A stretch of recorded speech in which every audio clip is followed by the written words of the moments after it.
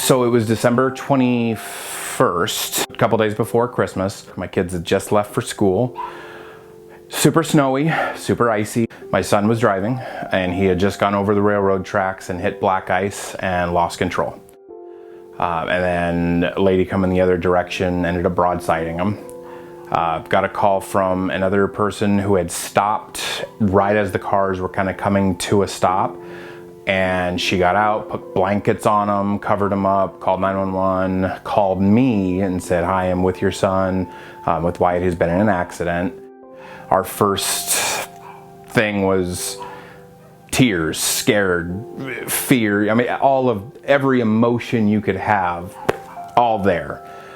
Both my daughters needed surgeries, major surgeries, to fix broken bones. And Dr. Jacobs had talked to us, and originally they were going to send Kaylin to Minneapolis because they didn't have the part they needed for her because she's small. So they had to get something, take her to a pediatric hospital. They were going to aerovac Kaylin over there. My wife was going to go out there with her. So she's starting to get in the car. Dr. Jacobs called me and said, "I've stopped it. We're getting the parts brought here."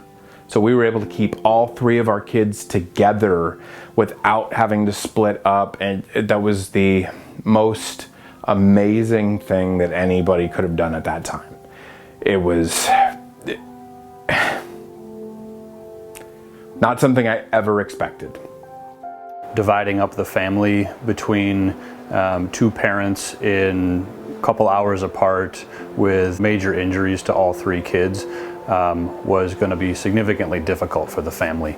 And so I looked at their injuries and their x-rays and talked to the emergency department and the trauma services team, and we felt comfortable taking care of all three of them. And the gratitude and the relief was unbelievably evident when I talked to the parents before the first surgeries. It warms my heart, and it confirms and validates why I went into orthopedics. I mean, the two girls had, one had a femur fracture and another one had a very challenging hip fracture as well as a pelvic fracture. And all of those needed to be treated operatively, and they were complex operations. And so when we came out of surgery and everything had gone well and we had set them up for success, the parents were crying and hugging us. It really helps you out when you're there operating at 2 in the morning sometimes, knowing that this is what we do and why we do it. Almost a year later, and they're 100%. They've been cleared from everything. We really thought it was going to be years of physical therapy. The healthcare here all around has been amazing. The nurses, the ER staff, the trauma surgeons, our orthopedic surgeons, and then all the therapy teams that really saw what this family needed and helped them out. Through our partnership with the University of Minnesota, through CentraCare, we can bring subspecialized orthopedic care that you would expect at a university setting right here in people's backyard, so they don't have to drive 2, 3, 4, 5 hours to get those kind of services. Thank you.